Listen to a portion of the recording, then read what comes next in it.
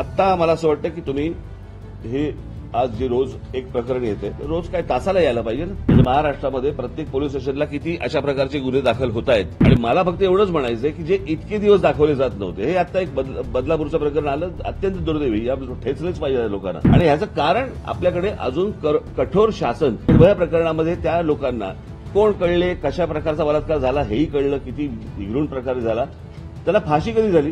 महाराष्ट्र में विधानसभा चुनाव से पहले ही राज ठाकरे यानी कि मनसे के प्रमुख ने दिखा दिए हैं बगावती तेवर. जी हां, दरअसल आपके लिए बता दें कि जहां एक तरफ पहले ही विधानसभा चुनाव में राज ठाकरे के हाथ में आई थी सिर्फ एक ही सीट और अब वही राज ठाकरे यानी कि महाराष्ट्र की सरकार को तेवर दिखा रहे हैं और ये कह रहे हैं कि आज महाराष्ट्र में यानी कि महाराष्ट्र की जो सरकार है उनकी कानून व्यवस्था सही नहीं है और महाराष्ट्र की जो जनता है वो हमारे हाथ में दे सत्ता. जी हां, दरअसल राज ठाकरे ने अपनी एक रैली यानी कि जनसभा के दौरान जो है ये तमाम बातें कही हैं और वो कह रहे हैं कि राज्य सरकार की कानून व्यवस्था जो है वो सही नहीं है और महाराष्ट्र में अपराधियों को कानून का डर भी नहीं है. मैं इन सब का जिम्मेदार पुलिस को नहीं मानता हूं. इस दौरान उन्होंने कहा कि जनता हमें 48 घंटे दे तो पूरा महाराष्ट्र साफ कर दिखा देंगे. देखिए, अभी तो महाराष्ट्र में चुनाव के टाइम आया भी नहीं है, चुनावों का ऐलान हुआ भी नहीं है कि एक सीट यानी कि एक विधायक 2019 में लेने वाले राज ठाकरे आज ये कह रहे हैं कि 48 घंटे के लिए राज यानी कि महाराष्ट्र की सत्ता जो है वो हमें सौंप दी जाए. पर आपके लिए बता दें कि एक सीट के बावजूद भी महाराष्ट्र की सरकार में पद लेने वाले राज ठाकरे के इस बयान का एक बड़ा प्रभाव जो है वो सरकार पर पड़ सकता है और सरकार से भी अलग होने के तेवर तो राज ठाकरे ने दिखा ही दिए हैं, जिसका कोई खास प्रभाव जो है वो भारतीय जनता पार्टी को विधानसभा में नहीं पड़ता दिखाई दे रहा है. क्योंकि राज ठाकरे ने पुलिस को लेकर ये बयान दिया है कि आज जिस तरीके से महाराष्ट्र में हालात हैं वो उसके लिए पुलिस को जिम्मेदार नहीं मानते, क्योंकि पुलिस के ऊपर राज्य सरकार का दबाव होता है. लाठी चार्ज या फिर किसी भी परिस्थिति पर काबू पाने के लिए पुलिस के हाथ में कुछ भी नहीं है. और इसी के साथ उन्होंने कहा है कि यानी कि राज ठाकरे ने जनता से कहा कि आपको लग रहा होगा कि राज ठाकरे कुछ भी बोल रहे हैं, पर ऐसा नहीं है. मैं ये बहुत गंभीर होकर आप लोगों से बोल रहा हूं. एक बार राज ठाकरे के हाथ में महाराष्ट्र की सत्ता दे दो, सरकार कैसे चलाई जाती है मैं दिखाता हूं. अब तो देखना अहम रहेगा कि एक तरफ जो सरकार से अलग होकर यानी कि महाराष्ट्र की सरकार से अलग होने के तेवर तो दिखा रहे हैं राज ठाकरे और जनता से ये कह रहे हैं कि सत्ता उनके हाथ में सौंप दी जाए. पर 2019 में तो उन्हीं राज ठाकरे के हाथ में सिर्फ और सिर्फ एक सीट ही महाराष्ट्र की जनता ने थमाई थी और आज यही राज ठाकरे सत्ता यानी कि सत्ता में आने का सपना देख रहे हैं. एक तरफ तो उन्होंने न्याय व्यवस्था और कानून को लेकर यह सवाल उठाया है, तो वहीं दूसरी तरफ राज ठाकरे ने अपने ही भाई उद्धव ठाकरे को लेकर भी हमला बोल दिया और उन्होंने कहा कि जिस तरीके से हमारी रैली के ऊपर यानी कि हमला किया गया उसमें कहीं ना कहीं उद्धव ठाकरे की पार्टी के लोग शामिल थे और उन्हें भी मैं अभी चेतावनी देना चाहता हूं. इसी के साथ उन्होंने कहा है कि जब हमारी महाराष्ट्र में सत्ता आ जाएगी तो मैं दिखाऊंगा कि किस तरीके से महाराष्ट्र में कोई व्यक्ति महिलाओं की तरफ गंदी नजर करके देखने की हिम्मत नहीं करेगा. उन्होंने कहा कि पुलिस पर मेरा विश्वास है और पुलिस को 48 घंटे दूंगा. अगर 48 घंटे में पूरा महाराष्ट्र साफ हो जाएगा और ये मैं कर दिखाऊंगा. आता मला असं वाटतं की तुम्ही हे आज जे रोज एक प्रकरण येते रोज काय तासाला यायला पाहिजे ना. म्हणजे महाराष्ट्रामध्ये प्रत्येक पोलीस स्टेशनला किती अशा प्रकारचे गुन्हे दाखल होत आहेत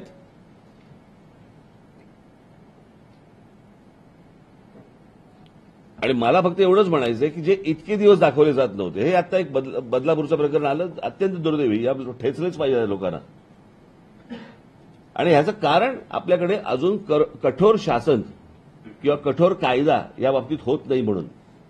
मग आता साधी गोष्ट आपण बघूया. त्या कोण ते दिल्लीत प्रकरण झालं होतं निर्भया प्रकरण. त्या निर्भया प्रकरणामध्ये त्या लोकांना कोण कळले, कशा प्रकारचा बलात्कार झाला हेही कळलं, किती निघून प्रकारे झाला, त्याला फाशी कधी झाली, किती वर्षांनी झाली. आता एवढा जर समजा एका केसला जर डिले होत असेल, यांचं काय करायचं मला जरा सांगा.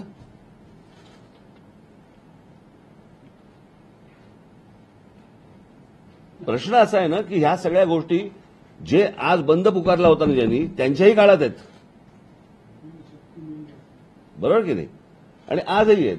माझं फक्त एवढंच म्हणणं आहे, आता जे रोजच्या रोज वर्तमानपत्रामध्ये जे सुरू आहे, आज इथे झाला, आज इथे झाला, आज इथे झाला, काही राजकारण आहे का त्याच्या मागे, येणाऱ्या निवडणुका आहेत का त्याच्या मागे, आपल्याला विषय काय संपवायचा आहे, ही गोष्ट होता कामा नये महाराष्ट्रामध्ये. हा विषय आपला महत्वाचा आहे ना. निवडणुका आल्या, आता सरकारला बदनाम करा या दृष्टिकोनात, मग ह्यांच्याही सरकारच्या काळामध्ये होतंच की. लॉकडाऊनच्या काळामध्ये उद्धव ठाकरेंचं सरकार होतं, त्याही काळामधला आकडा मी तुम्हाला दिला, त्याचं काय करणार. अर्थात ते आताच बंद असल्यामुळे त्यांनी बाहेर बंद टाकला नाही. मला सांगा, साधी गोष्ट आहे ना, जर त्या गोष्टी, आता एका महिला कॉन्स्टेबलने ती तक्रार नोंदवून घेतली नाही, बरोबर आहे, काय कारवाई झाली, पुढे काय होणार आहे त्याचं, पोलिसांना कोणत्या प्रकारच्या इन्स्ट्रक्शन्स दिल्या गेलेल्या आहेत, मी आता समजा तुमच्यासमोर ही आकडेवारी वाचली. माझं फक्त एवढंच म्हणणं आहे की पोलीस ज्या वेळेला इनिशिएटिव्ह घेतात, त्याच्यानंतर ज्या वेळेला तुमचे दबाव येतात आणि तुम्ही ज्यावेळेला सांगता की नाही इथे काही करू नको. आता उदाहरणार्थ आता तुमच्या विषयात येतो, हवं असेल तुम्हाला ते मराठा आरक्षण. जरांगे पाटील ज्या वेळेला तिकडे बसले उपोषणाला, बरोबर आहे, तिकडे लाठीचार्ज झाला, बरोबर, कारवाई कोणावर झाली,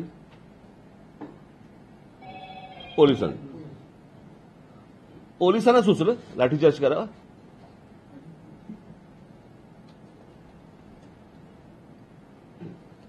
पोलीस म्हणतात मरू देत, आम्ही इनिशिएटिव्ह घेतल्यावर जर समजा आमच्या चांगलं येणार असले प्रकरण, एखादी गोष्ट केल्यानंतर पोलिसांनी ज्यावेळेला एखादी गोष्ट केली बाबा तिथे, तर त्याच्यानंतर ते सरकार त्यांच्या मागे खंबीरपणे उभं राहिलं पाहिजे. मी तुम्हाला एक उदाहरण म्हणून सांगतो, थोडा वेळ आहे ना तुम्हाला. मी एकदा लंडनला गेलो असताना मी विमानतळावरती लँड झालो आणि माझ्या मोबाईलवरती सतत माझ्या पत्नीचे मेसेज यायला लागले, कॉल मी अर्जंट, कॉल मी अर्जंट. मला कळलं नाही. लँड झाल्यावरती मला कळलं तिथे, आणि पायलटने अनाउन्समेंट केली की नुकताच काही तासांपूर्वी लंडनमध्ये बॉम्ब ब्लास्ट झाले. तो बसचा झाला होता माहिती तुम्हाला, बसमध्ये ब्लास्ट झाला होता आणि टनेल काही त्यांच्या ट्यूबमध्ये झाला होता. ते करताना पोलिसांचं यंत्रणा सुरू झाली तिकडे आणि त्यांनी सर्च सुरू केला. त्याच्यात एक निरपराध माणूस पोलिसांकडनं चुकून मारला गेला. त्याच्यावरती पोलिसांकडनं फक्त एवढीच रिएक्शन होती, सॉरी. पुढे काही नाही झालं, त्याचं राजकारण नाही झालं पुढे. एखादी गोष्ट त्यांच्याकडनं घडू शकते, पण ज्यावेळेला तुम्ही त्यांना फ्री हँड, सगळ्या गोष्टी माहिती असतात त्यांना, प्रत्येक गोष्ट माहिती असते. म्हणजे इथे आजपर्यंत महाराष्ट्रामध्ये काय किंवा देशामध्ये जो कोणी गृहमंत्री आलाय त्याला शून्य माहिती असते कुठे काय चाललंय आणि कुठे काय होतंय ते. पण पोलिसांना या सगळ्या गोष्टी माहिती असतात. सरकारने इनिशिएटिव्ह घेऊन जर समजा त्यांना पुढे सांगितलं की करा, म्हणजे तुम्ही जे मगाशी म्हटलात ना माझ्या बाबतीत, करा सांगितलं, साफ करून ठेवतील सगळं. इतकी मुंबई महाराष्ट्र पोलिसांमध्ये ताकद आहे.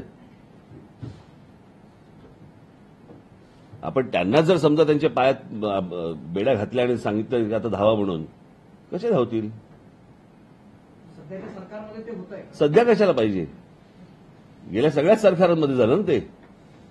एक तरफ महाराष्ट्र साफ करने की बात कर रहे हैं राज ठाकरे, तो वहीं दूसरी तरफ आपके लिए बता दें कि आज अगर बदलापुर में जिस तरीके से 12 साल यानी कि एक नाबालिग बच्चियों के साथ रेप का मामला भी महाराष्ट्र से सामने आया है, जिसको लेकर लगातार विपक्षी पार्टियां यानी कि जो महागठबंधन है महाराष्ट्र का, वो महाराष्ट्र की सरकार को लेकर हमलावर दिखाई दे रहा है. और ये वही पार्टियां हैं जो पश्चिम बंगाल के मामले को लेकर चुप्पी साधे बैठी थी।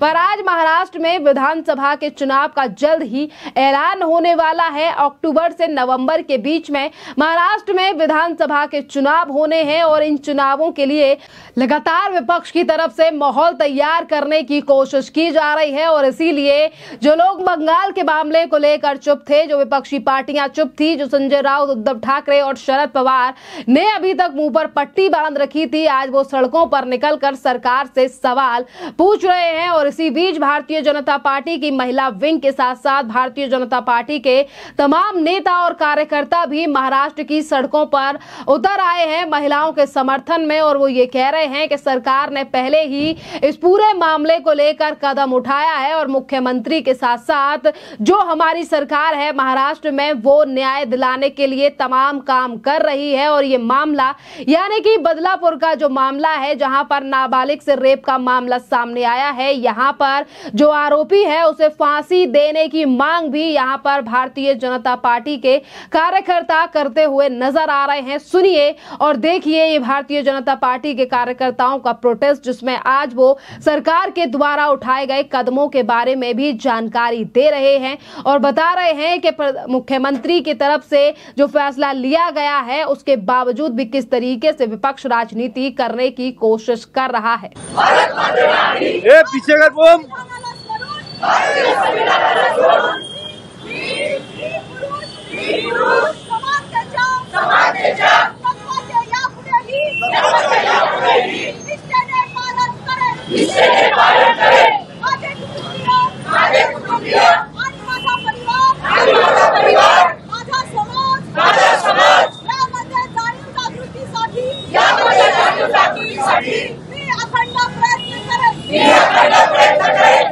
भारतीय जनता पार्टी संभाजीनगर शहर की ओर से हम जो बदलापुर में जो छोटी बच्ची पे जो अत्याचार किया है उसका निषेध व्यक्त करने के लिए हम यहाँ इकट्ठा हुए। इसके साथ वो छोटी बच्ची के लिए संवेदना व्यक्त करने के लिए आज हम यहाँ इकट्ठा हुए। उसके साथ ही हम ऐसी मांग कर रहे हैं कि जिस धराधाम ने जिस आदमी ने ये घृण अपराध किया है उसको फांसी की शिक्षा मिलनी चाहिए।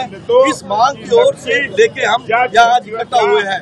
हमारी मांग है कि ये एक्यूज को फांसी की शिक्षा मिलनी चाहिए, इसके लिए हम यहाँ इकट्ठा हुए हैं। कहीं ना कहीं विरोधक आप पर निशाना साध रहे हैं और कह रहे हैं कि देर हो गई है आपको प्रदर्शन करने। बिल्कुल देर नहीं हुई है। जो भी सरकार ने कदम उठाए वो सख्ती से उठाए गए हैं। जो भी एक्यूज है उसको अरेस्ट किया है, फास्ट ट्रैक चलाने के लिए भी परमिशन दी गई है।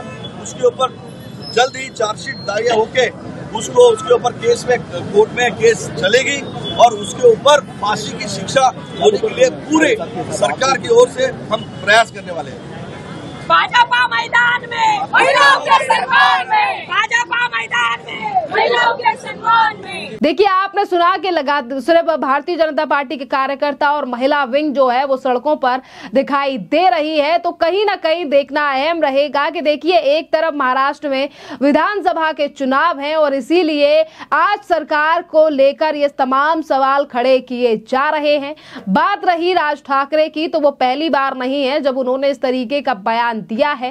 पहले जब वो गठबंधन में नहीं थे तब भी वो इसी तरीके से बयान देते थे, पर आज जिस तरीके से राज ठाकरे का ये बयान रहा है पुलिस प्रशासन और अपने अंडर शासन सत्ता करने का, ऐसा लग रहा है कि अब चुनाव से पहले जल्द ही अलग हो सकते हैं राज ठाकरे महाराष्ट्र की सरकार से, जिससे कि कोई खासा फर्क महाराष्ट्र की सरकार यानी कि एकनाथ शिंदे की शिवसेना और बीजेपी और अजीत पवार की एनसीपी पर खासा असर नहीं पड़ेगा। क्योंकि 2019 के चुनाव जिसमें शिवसेना और बीजेपी ने अकेले चुनाव यानी कि मिलकर चुनाव लड़ा था, उस समय पर भी बीजेपी अपने दम पर 56 सीटें लेकर आई थी। खैर इस पूरे मामले पर आपकी जो भी राय हो आप हमें कमेंट कर जरूर बताइए। धन्यवाद।